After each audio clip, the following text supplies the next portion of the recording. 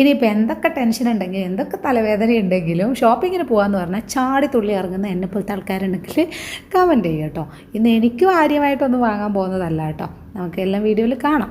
അപ്പോൾ ഇതാ ഞാൻ വേഗത്തിൽ നടക്കാൻ കാരണം എന്താ വെച്ചാൽ എൻ്റെ പിന്നാലെ അവൻ വരുന്നുണ്ട് കേട്ടോ, ബാക്കിൽ ഏട്ടനുണ്ട്. അപ്പോൾ അവൻ കറക്റ്റ് വണ്ടി ഏതാണ്, സ്ഥലം ഏതാണ്, തിരിച്ചെങ്ങനെ വരണം എന്നൊക്കെയുള്ളത് ഐഡൻറ്റിഫൈ ചെയ്യും കേട്ടോ.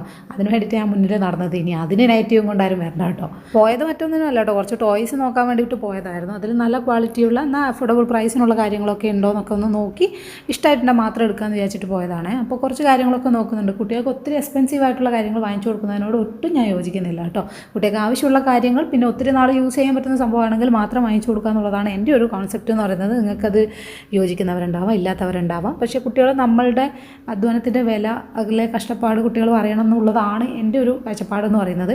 എന്തായാലും കുറച്ചെണ്ണം പൊറുക്കി വെച്ചിട്ടുണ്ട്, ഇനി അവസാനം വേണം ഇതൊന്ന് തിരഞ്ഞെടുക്കാൻ.